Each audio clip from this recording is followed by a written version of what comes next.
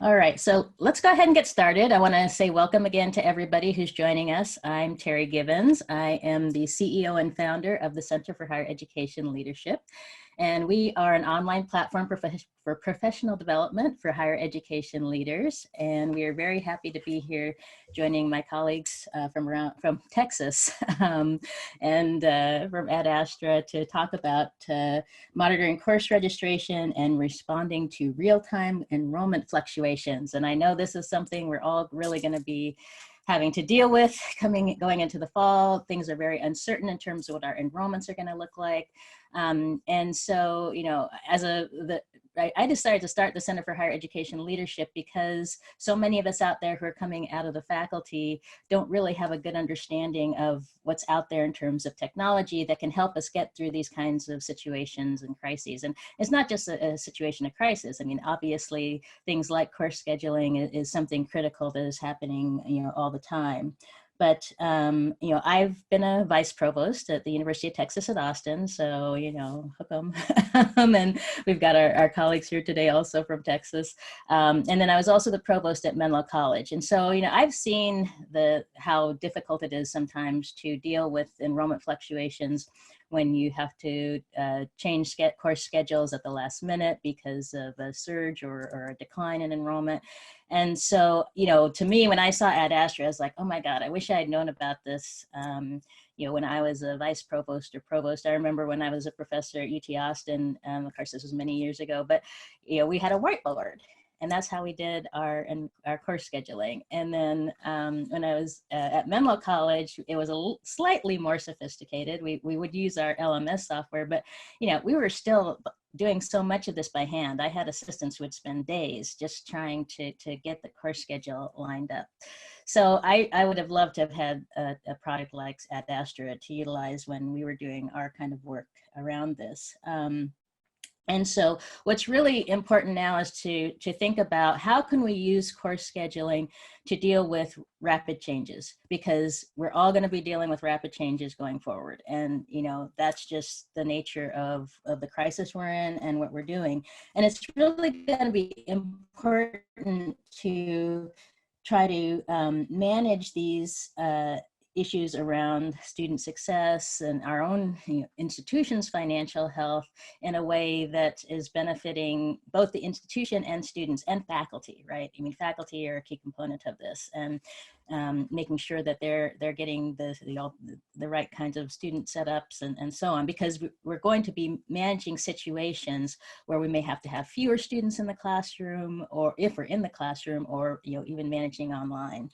So course scheduling, of course, is relevant to all stages of the student life cycle in terms of access, in terms of how they progress to the degree, and of course, graduation and ultimately their careers. So, we really want to have a good discussion today about how we can use course scheduling to make life easier for everybody, but also to ensure that we are giving students the best value and that they are getting what they need in terms of an education, and also making sure that faculty are getting the support they need when they're working on their classes. So, so today, I just want to remind you to use the Q&A at the bottom of Zoom if you want to submit questions. And of course, all microphones are muted for now, but we will have a post-webinar office hours with the Ad Astra team, so you can ask institution-specific questions or to follow up on topics we've been covering today. And a reminder, resources will be made available to those registered for today's event via email. We always get the question, is this recorded? Yes, it's being recorded, and any slides and everything will be available for you. So we have 3 leaders and subject matter experts joining us today. We have Christy Roberts, who's the Associate University Registrar at Texas A&M Corpus Christi. David Short, who's the registrar at Lamar University. And we also have Tom Shaver, founder and CEO of Ad Astra, a company committed to advancing student success by aligning academic infrastructure to student needs. So we're going to kick it off with Christy and David giving us 10 minutes each about their institution and the students they serve. And following Christy and David, Tom's going to share some practical strategies for responding to real-time enrollment changes. So let's go ahead and start off with Christy Roberts from Texas A&M. Hi, I am Christy Roberts, and I get to be the Associate Registrar at Texas A&M University Corpus Christi. I have been there for 12 years. I started in the registrar's office and stayed there, and I've loved it. We have approximately 12,000 students, and we are part of the Texas A&M system. So we are in great company. We are the Islanders, and we have an amazing campus. We're the only campus in the United States that is on its very own island. So we are on Ward Island, and the entire campus is an island. So as you can see, part of my background, it is really hard to go to work sometimes. It was very hard to go to school sometimes because I did graduate from there, but it is a good place. We have an amazing leader, Dr. Kelly Miller, who has really is a bright light for our university. And we have a amazing provost, Dr. Clorinda Phillips, who has really just made our university brighter. So we are located on, like I said, the Gulf of Mexico. We have Corpus Christi is a pretty awesome little town. We have the big city convenience, but we're kind of like a coastal town too. Our population is reflective of our community. We have nearly a 50% Hispanic enrollment, and we are proud that we are a Hispanic serving institution with more than 40% of our students as first generation college students. Our student faculty ratio is 18-1, and we have about 3,000 course offerings for the long terms, which are fall and spring, and we have about 1,000 course offerings for the summer. We have part of our student success strategies that we're just implementing. We're on our second year really of using student education planner within our degree audit system, which we use DegreeWorks. And so we use that to really help students get on a pathway to ensure timely graduation, to make sure that they know that the courses that they're needing will actually apply to their degree. And so we're working on that, working with departments who are the subject matter experts to the advisors who are working with the students, and then again with our departments to make sure that they're offering those correct courses. So pre-COVID, our registration usually opens the last week in March for summer and fall. And so what we typically do is we monitor through summer enrollment. So we monitor those. And then we also monitor our registrations through the summer for fall. And before we were doing this, we would get data reports to show like what classes we're filling up. We do work with AASCU. We have a tool that we utilize with our departments, and it's called Platinum Analytics. And what it does is it allows us to really look at our courses and look at the data and give those to departments to make data-driven decisions. So we continue to monitor those. We were receiving snapshot reports, and we recently just moved to a live registration tracking tool that will allow us to see, it is refreshed nightly. And so we're able to see what courses are filling up, what courses do we need to add more sections to, what courses maybe do we need to reduce a little bit. And we have an analysis that we run, and we continually look at that with a group of people from representatives all around the university, from associate deans to, we have our provost special assistant in there, as well as a representative from distance learning. And so we review those and we look at those, and those are what we call our strategic scheduling team. And so when we're looking at those and we are, distributing these to the different departments, and they have access to this live reporting tool so that they understand what they need to do, and the provost could also see how they are tracking to make sure do they have the necessary resources to do this. So during this COVID time, we're lucky enough to begin registration on the exact same week of our shelter or stay-at-home order. So we were very worried about it. Felt like we were extra busy, so we weren't we processed so many registrations, and so it was more important than ever to really monitor registration. And so I work with our department chairs and make sure that they have the training they need to really look at these, because our university, and I'm sure we're not alone, has that tendency to say, oh, we don't need to worry about that class. That class fills up, right when school begins. but really we want to make sure that we're offering a good schedule for the courses that students need. And we're not, even if it's not filling up, we don't want to be canceling courses 2 days before classes begin. So then students have to rearrange their life, rearrange what they need to do. So we're also using it not only to see, do we need to add more seats, but oh, is this class not going to make? So let's find something else that we can offer that students need. We have transitioned all of our summer 1 courses to an online format, and we have done that the same thing for most of our summer 2. However, we have made arrangements if there are certain courses that need to meet face to face. We are doing that. We are also tracking our students for when we first started this, when Texas went to a stay-at-home order around the 2nd week in March. We went and we started tracking what students were dropping and withdrawing and what courses they were drawing. So then we're looking at those courses, and we're also doing some target marketing to those students to make sure to say, we don't want you to fall behind. We are offering this course in summer 1 and summer 2 and in fall so that they can help get on track. And not only are we doing that, we are also looking to see, okay, if accounting 2305, for example, was dropped 20 times, that is a good significant class to offer. But what other students might need this class to. So we're going a step further to see, will this be beneficial for other students to either get ahead or to stay on track as well. We're looking at some enrollment strategies, such as, our typical recruitment, where we would be on campus talking to current students, helping them with the information they need. We're doing that, but we're doing it online.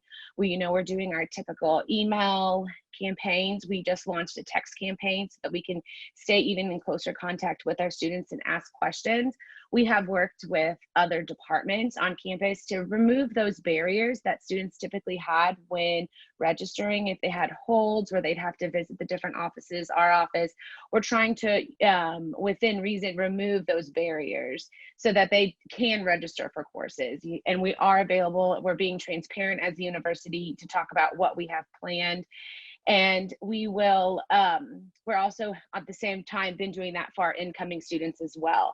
They have removed all those necessary issues that they might have had, so they couldn't register for orientation. And we have been pretty successful. Our orientation is up, actually, the numbers are up actually 19% in comparison to last year, because we're able to remove those barriers so that students can register for those courses.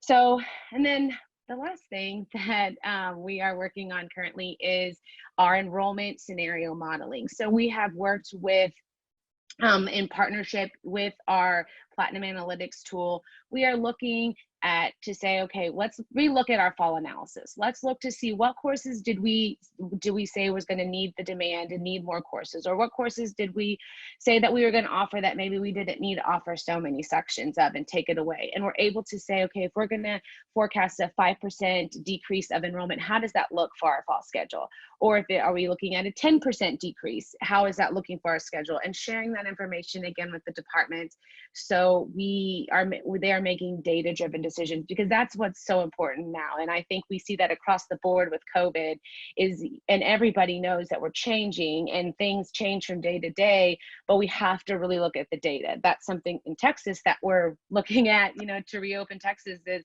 if the data says that, things are going down, then we're going to reopen more. And that's the same thing. We want to just make sure that we are giving our department chairs the data to make those data-driven decisions. That's all I have. Perfect. Thanks so much. That was really great, Christy. I have some questions, but we're going to hold off on the questions to the end. So I'm going to transition us to David Short from Lamar University. Howdy, everybody. I honestly could say a lot of this is just ditto. Christy and I are in the same state. We have a lot of the same issues, some of the same state-driven strategies that are pushing us. So I think you're going to hear a lot of similarity. I may go emphasize a couple of different areas, but ultimately, I think we're all kind of in the same boat. I am David Short. I'm the registrar at Lamar University. I've been working in higher ed for 20 years. 15 of those at Lamar University, where I was a graduate as well. I've worked recruitment, admissions, and registrar's areas, so kind of familiar with beginning to end and the whole big picture, which I think has been a benefit to a lot of this. Lamar University, for those of you who don't know about it, and that's probably a lot of you, we are a mid-sized public university in Beaumont, Texas, that is in Southeast Texas, which is really as close as you can get to the Louisiana border and the Gulf without being in either. So we're just snug right there next to Louisiana. We have that nice cross-cultural, Cajun culture coming over to our, plus the Texas culture, Tex-Mex. It's a wonderful blend. The institution is nearing its 100-year anniversary, and 23 will be 100 years old, so we're excited about that. Like I said, the institution does have 16,000 students, and a large number of those are online, and that's honestly where we've seen most of our growth over the past several years, is into the online space, and that kind of leads into some of the issues we've been having. Kind of the rest of what I'll tell you about our institution is a lot of the reasons why we started looking towards solutions and student success modules based off of enrollment and registration. We are a low income first generation school. Most of our students would be classified as underprepared. They're not college ready in math or English. So these are students that already are behind the 8 ball financially, economically, educationally. They need extra help. So the last thing we want to do is put extra strain on them. As an institution, because so many of our classes have moved online, we end up with this glut of space on campus that's not being used effectively. So we first started looking at scheduling as a means of right-sizing our classrooms. We wanted to get classes in the rooms that fit, so we had space used properly, because the state does measure us on how effectively we use our space. Our 6-year graduation rates were pretty low. Interestingly, going out to 8, 10, 15 years, we had pretty good, students stayed with it. They just took longer to graduate. Some of that is a result of the area here where we have a lot of students working in industry, so they work when they can, go to school when they can, but some of it was just students not getting the classes they needed when they needed. We found that a lot of our students were graduating on average about 150 hours for a 120-hour degree. So again, those two factors were telling us these students just weren't getting the classes they needed in time. So because the student had to be full-time, they found 9 hours they needed, they would just take excess hours just to say full-time.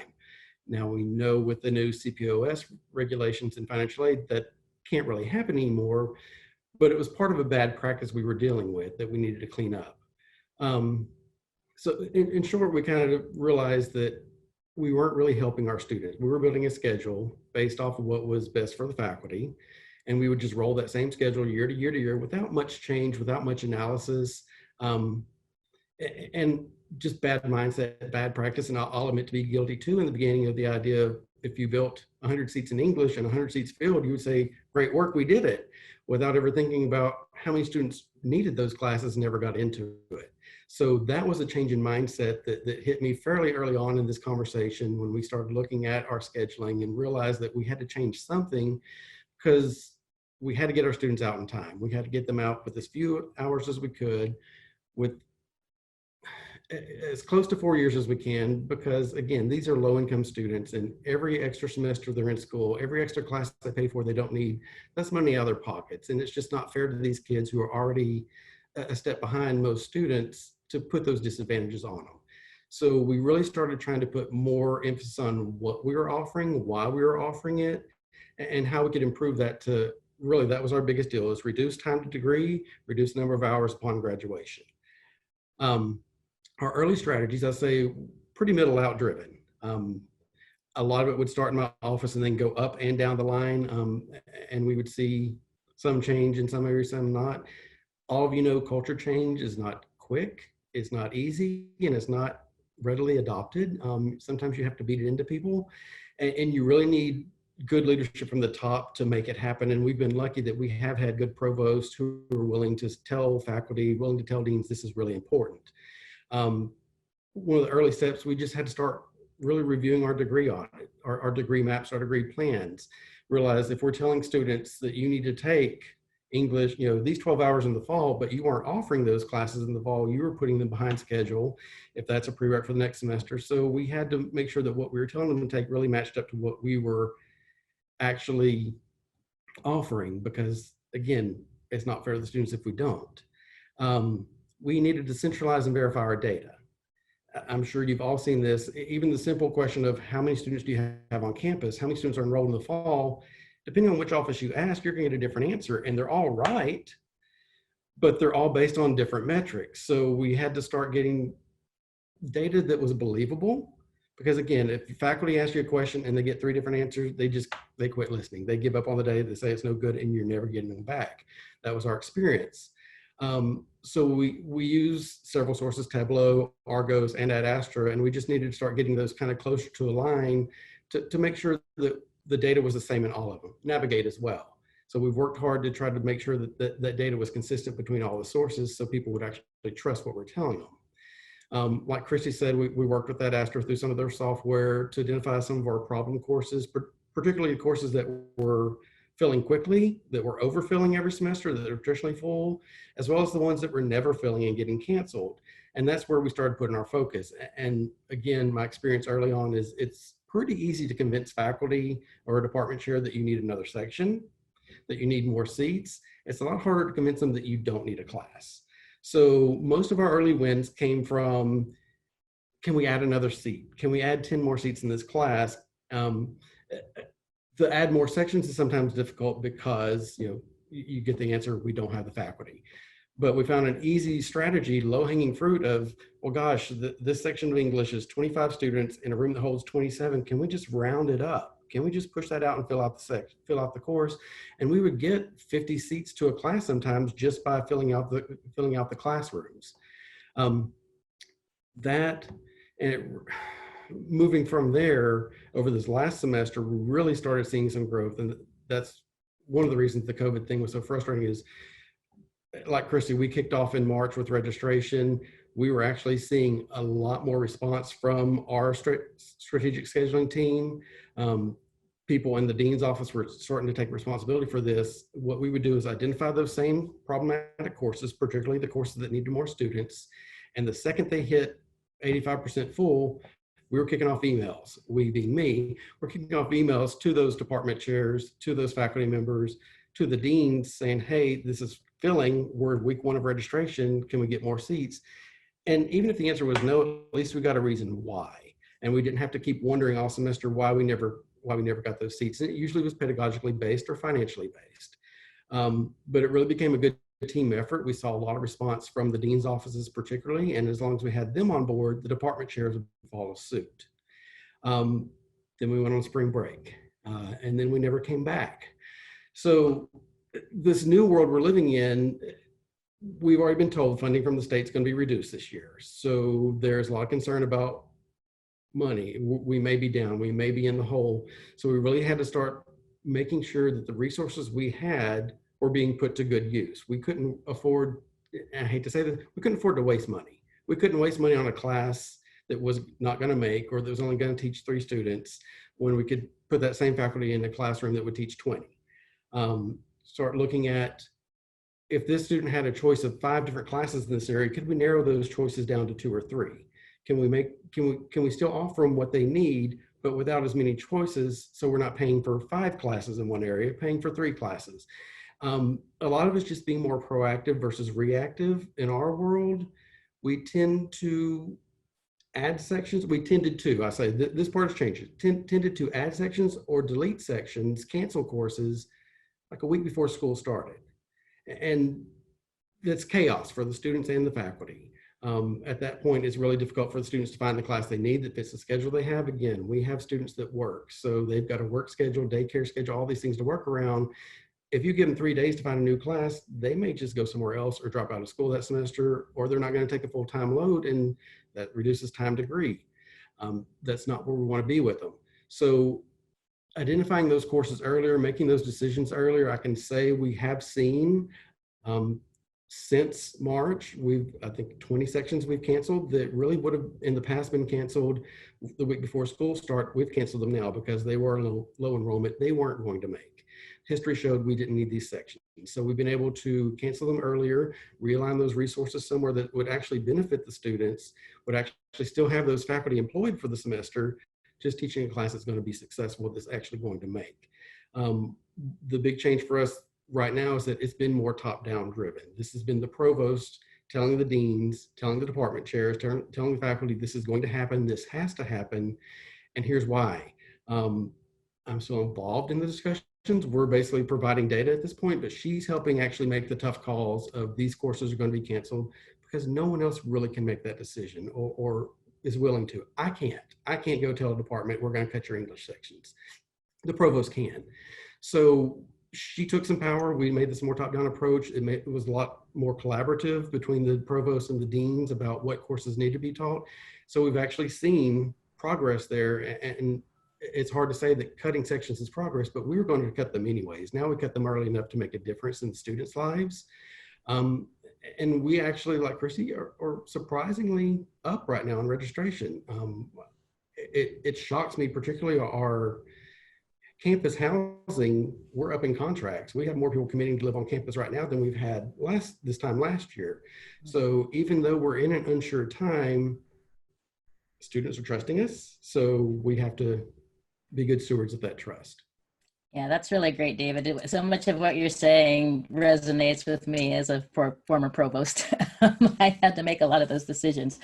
So that's a fantastic entry into our discussion with Tom Shaver, the CEO of Ad-Astra. So Tom, go ahead. My name's Tom Shaver. I'm founder and CEO at Ad-Astra, and we're so pleased to have Christy and David help us, and Terry, thanks for your coordinating of this session.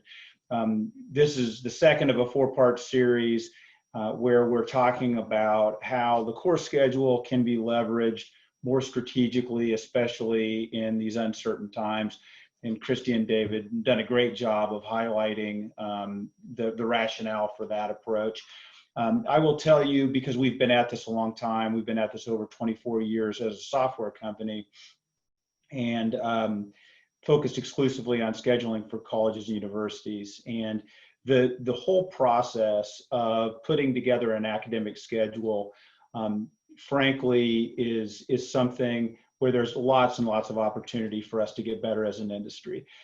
David and Christy both alluded to it. The process isn't optimized for what's the mission of the institution to transform lives and graduate students. It's not optimized for being good stewards of shrinking resources. Unfortunately, it's not optimized for either of those two critical things in this post-COVID era. It's traditionally optimized for autonomy for the departments and the faculty members.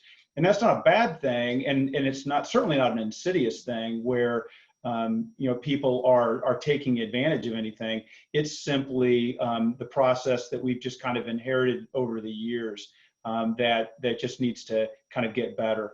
So let's talk a little bit about that and ways where it can get better. And I think especially relevant to this series, we feel like the provost's role, to David's comments and Christy's comments, is more critical than ever. The leadership at the provost level really shine through where tough decisions are made, and we manage this zero-sum game in a way where students can graduate and where the institutions can remain financially viable. So how do we do that? Excuse my silly little slide title here, and excuse the repetition if you were here last week, but there's some relevant stuff that I think that applies to both sessions. Last week we talked about how to refine the schedule heading into registration. This week we're talking about how to monitor registrations to make sure that things go well. And I will tell you, and with apologies to our sales organization in the short run, but now is no time to engage with vendors like Ad-Astra or anybody else with the brand new initiatives and big software implementations. Now's the time to hunker down and get scrappy and do it as quickly as you can on your own with some best practices. And we're trying to really to design this particular content to help you do that. And we think you need to start by resolving long-standing issues. A lot of people are trying to kind of prognosticate what's going to happen in the industry, and this is going to grow and this is going to shrink, and these big macro trends. And it really, to me, sounds like conversations I have sometimes with my middle son, who's way too interested in trying to game the cryptocurrency market and make a quick buck. And I feel like, we can't predict this stuff. This is so unpredictable. What's going to happen? We can't even know what's going to happen in terms of the virus. We have really smart epidemiologists showing that this thing's going to land in August and September, and others feel like we're not even through the worst part of it yet. So to try to make big sweeping projections, I think, is probably a losing battle. But I do think what we can do is adjust to long-standing perennial issues in the schedule. Christy talked about modeling changes of 5 and 10% of the schedule.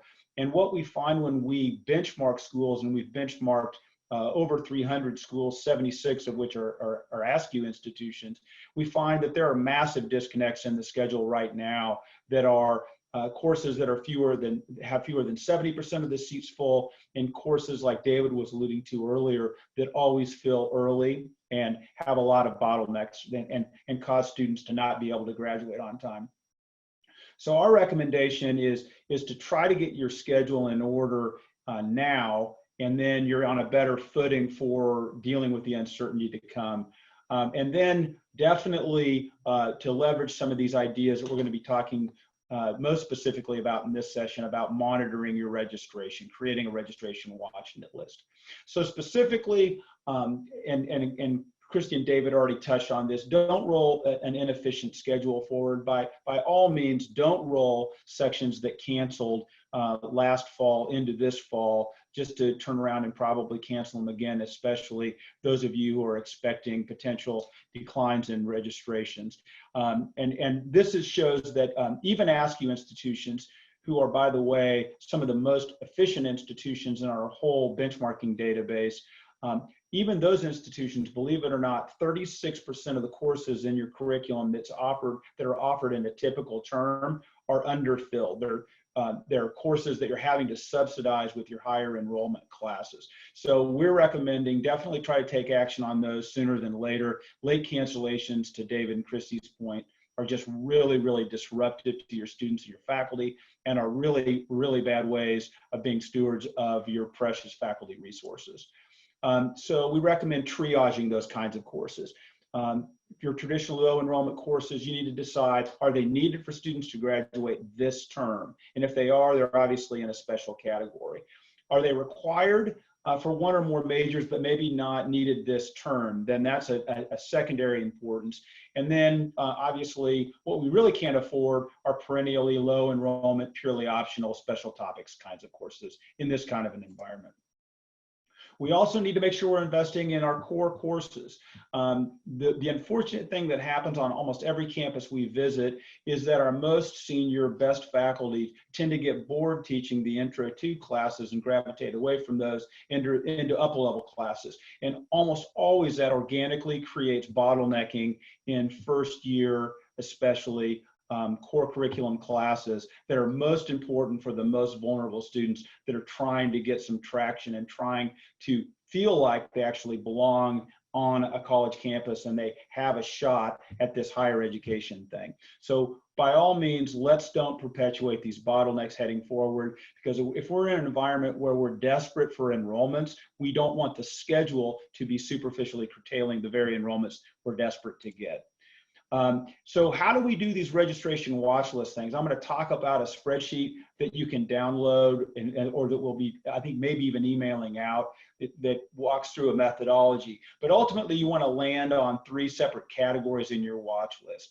You want to pay a special attention to where the courses where you're offering the most sections and the most seats, just from a pure volume standpoint. You're going to get some bang for your buck of scrutinizing those classes and looking at those courses at least weekly.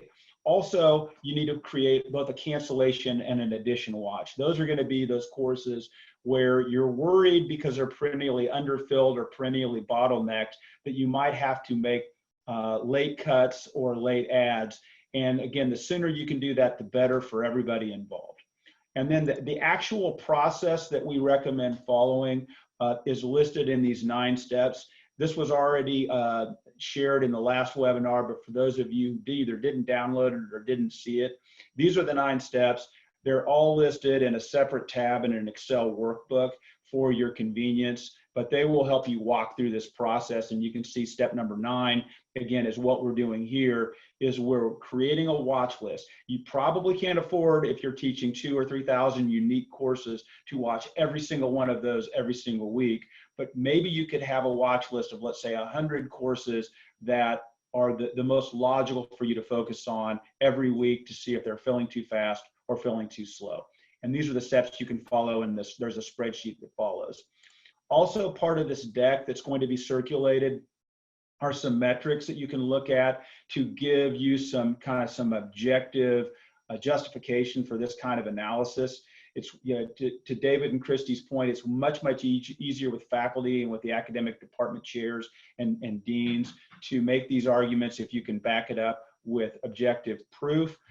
This shows that unless you're an anomaly, that AASCU institutions on average have lots and lots of disconnects in their schedule, like all institutions we measure, frankly, that could be addressed through more collaborative, more data-informed scheduling, especially where the provost gets involved with the kind of leadership necessary that we've already mentioned. So these are the opportunities you can see here in the middle, the underutilized courses of 36%, the overloaded courses of 31%, and the most scary of all really is that 35% of the first year courses offered, typically those core curriculum courses, over a third are bottlenecked on a typical AASCU campus. So unless you're an outlier, you have intro to core curriculum courses that your first year students are desperate to get seats in, and many of them are not getting seats because of your schedule. So that's something we feel like really needs to be addressed in this kind of an era. And that's all I've got. So we can turn it back over to you, Terry.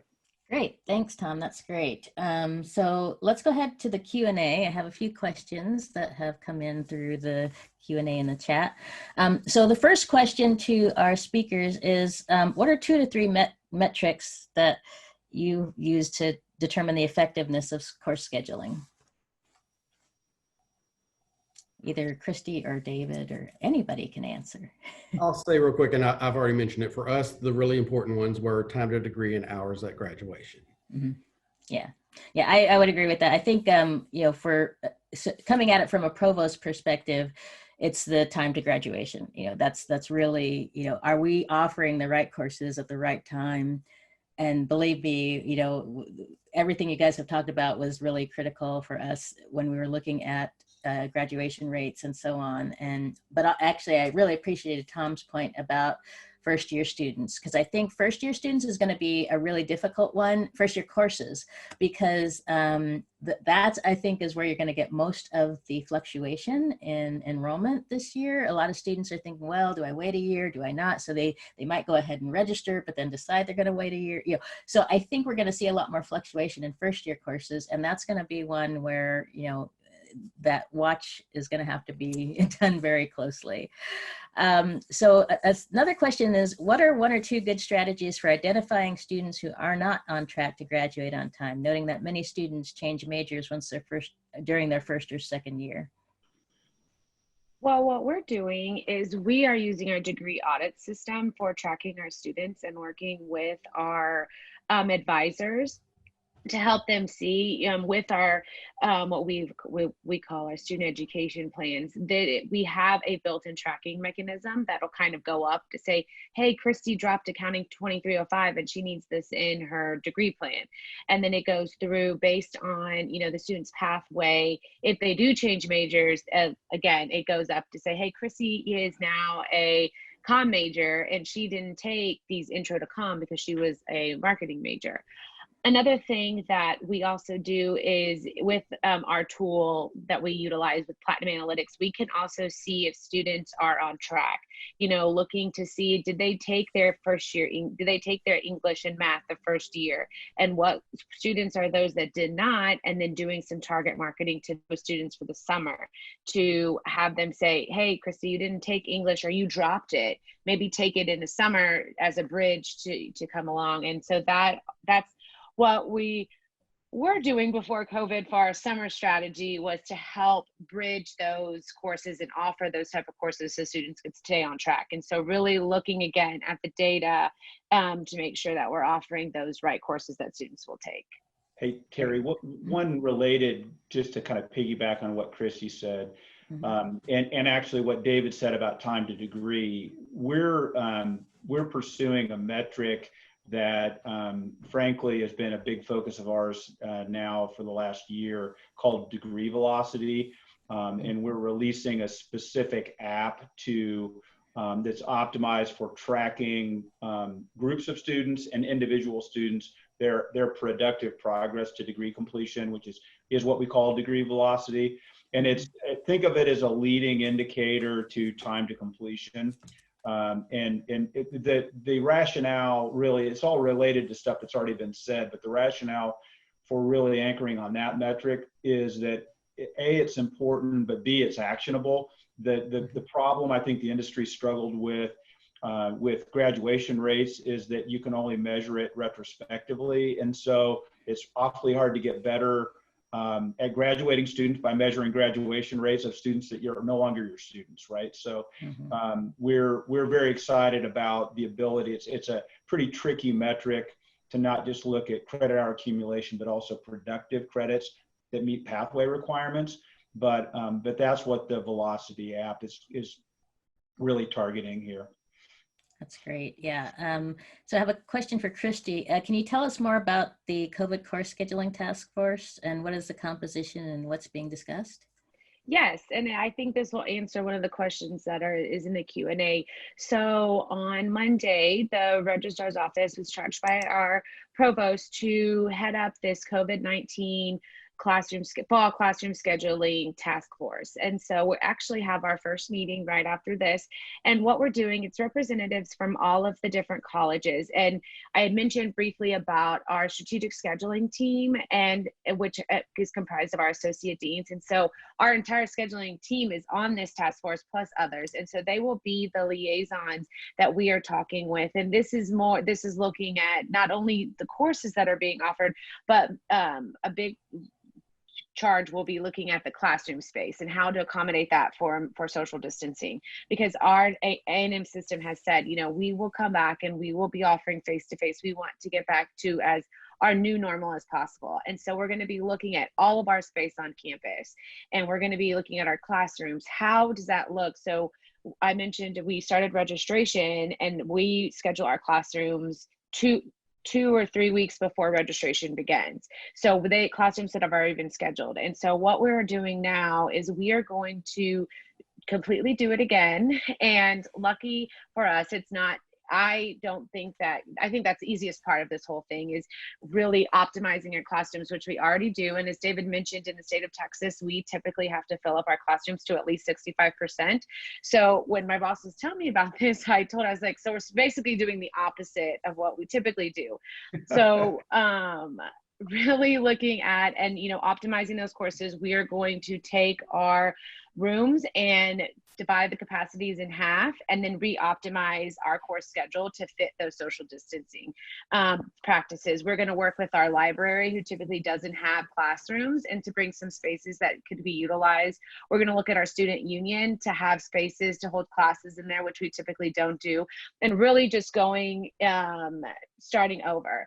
We will be looking at our first year programs. We have what we call tetrads and triads in our learning communities. So those are our first year students. And it was a priority of their college to make sure to have as many face-to-face courses as possible, because they are first year students and it's very important. And so we're going to be looking, how can we get those courses into a classroom first? We're also going to be looking at the different types of methods that are going to be offered. So those hybrid methods, maybe having the course, half online, half in class, but when the professor will be there in class, at least, if it's a Monday, Wednesday, Friday class, they'll be there at least twice a week, dividing the class in half. Half of the class attends the course and then half the class attends the course online, and the professor will be delivering his lecture or his or her lecture online.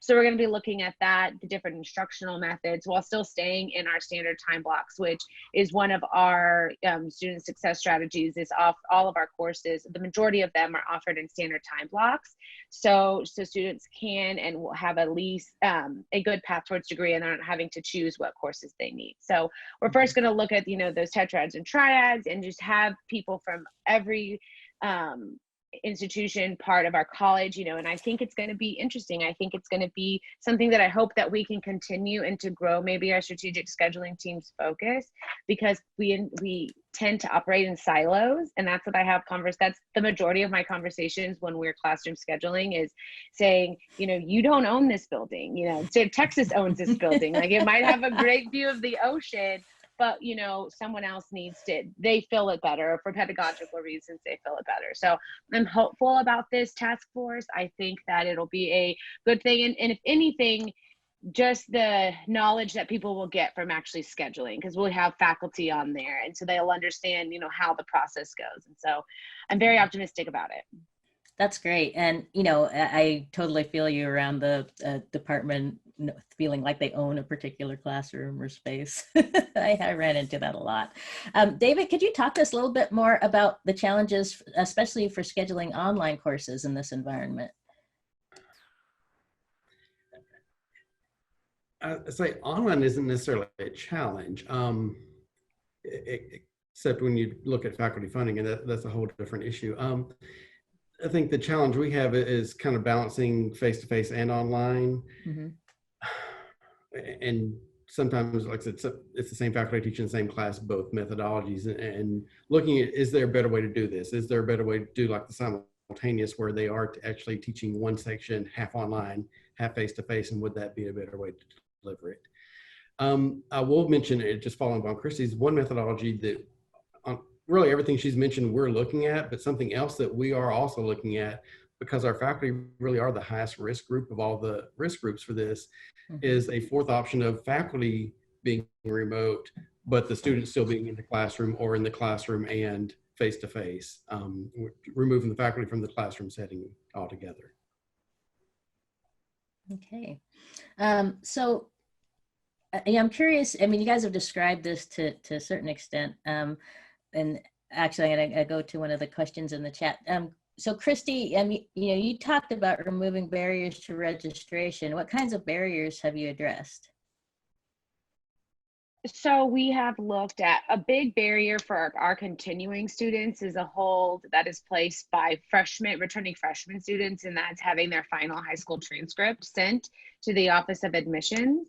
And so we noticed that barrier, we mentioned it to them, but again, it's on our office. And so they have agreed to take off that barrier and have it just placed for the next long term. So the students will still have it on there, and so they won't need to, or the hold won't affect them until we're registering for spring 2021. And so we're looking at those barriers. We're also looking at business hold threshold. So if a student owes, I believe the threshold was $100 or less, or $100 or more, then the hold was put on them. So we've worked with our CFO in our business office to increase that threshold to about $500 now. So if that's the case, that is still on there, but it's not going to prevent them registering. We looked at, even before COVID, and it just proved to be more fruitful, is looking at our hold in general. And we had about 2,500 different types of holds to put on a student's account, which is a lot.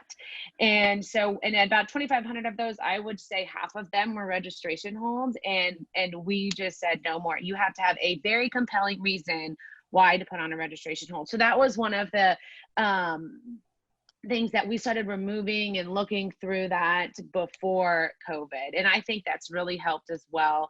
I think that that one college, a particularly big college, had a faculty mentor hold and had the student meet with their faculty mentor before registering. And so we worked with them to make it where they could register, and the faculty mentor would need to make contact with them after. And so putting it more on our faculty, which they have, been so gracious and amazing at working with us to figure out different types of ways. And, mentioning before about the island, we call it Islander launch, which is our orientation, those type of holds that freshmen face with housing holds and bacterial meningitis holds. And so, and it's going to be more work on the back end, and we understand that, but we also understand the importance of making sure that students face less stress during this time, because there's already enough stress in the world.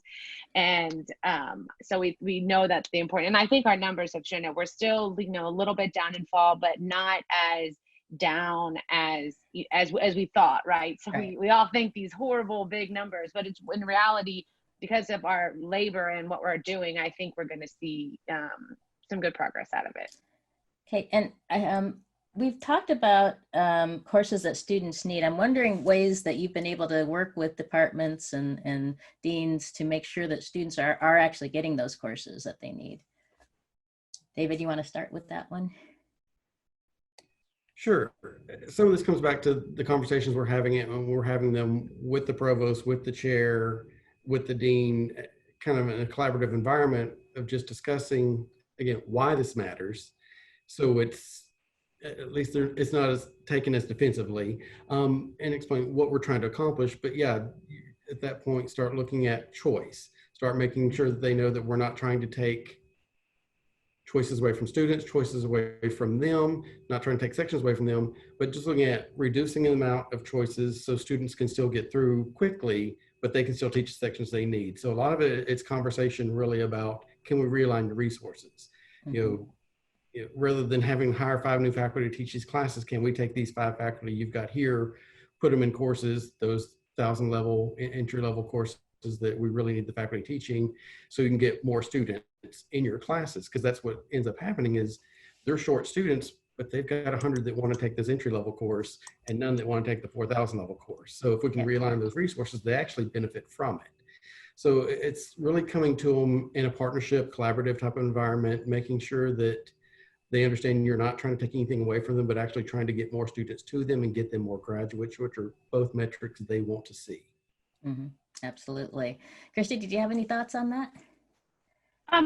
Just to echo David, what he's doing, and really just having those conversations with the departments and figuring out what they need, the wins, the whys, because we had a department who never had enough faculty, but what they were doing is they were limiting their class size to make sure that the certain amount of students, or those senior students, could get that to graduate. What was happening is they were limiting it, so the provost and budget saw that when they were asking for more faculty lines, saying, you have what you need, your classes are filling, you don't need more.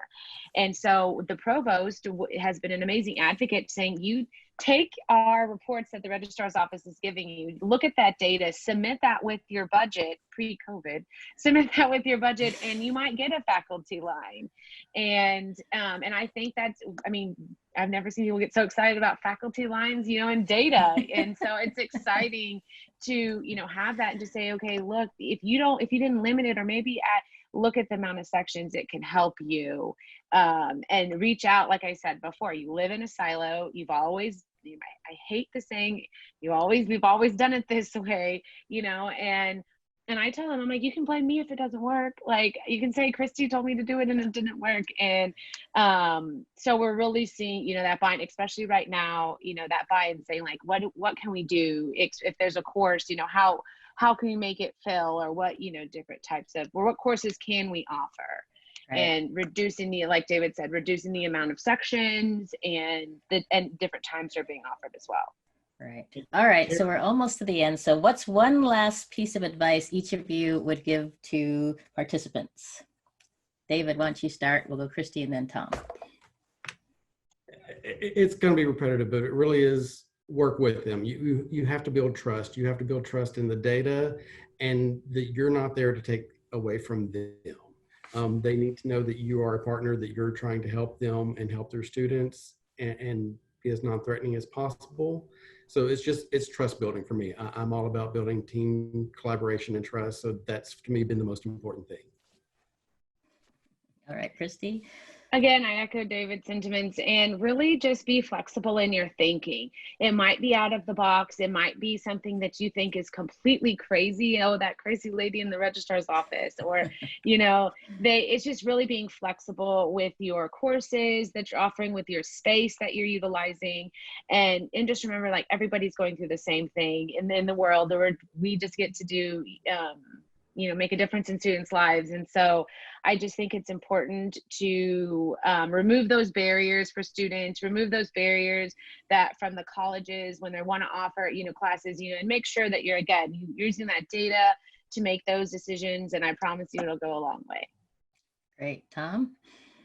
Yeah, I think very related to that. I took a shot at the process that we've used as an industry pervasively as being, fundamentally broken. But I do want to say that, again, there's nothing insidious about it. I think the biggest mistake we tend to make as an industry is we assume that the faculty are going to push back on important things like what we're talking about today, like aligning the schedule to meet students' needs.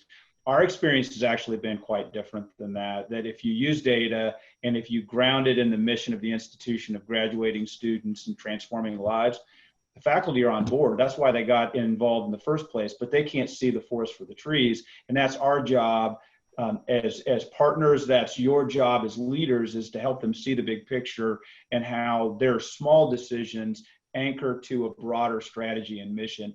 And they'll play ball. I mean, don't allow this thing you have in your head, this straw man of faculty resistance, conjuring up the most resistant faculty member on campus and assuming all your faculty are that way. Don't let that happen, because your faculty are going to play ball if you give them data and if you give them rationale. Absolutely. I think that's great advice. So I just want to remind everybody that the recording and a link to the slide deck and spreadsheet will be shared via a follow-up email for all those who are registered. And everybody's welcome to stay on the Zoom call, because we're going to transition into office hours to talk about more specific strategies and tactics for responding to real-time enrollment changes. And so you can share what you're doing at your institutions and ask questions of each other, as well as to the Ad Astra team. So I just want to say thank you to everybody for participating up to this point. I've actually really enjoyed this discussion. I am kind of a nerdy former provost who loves talking about these kinds of things.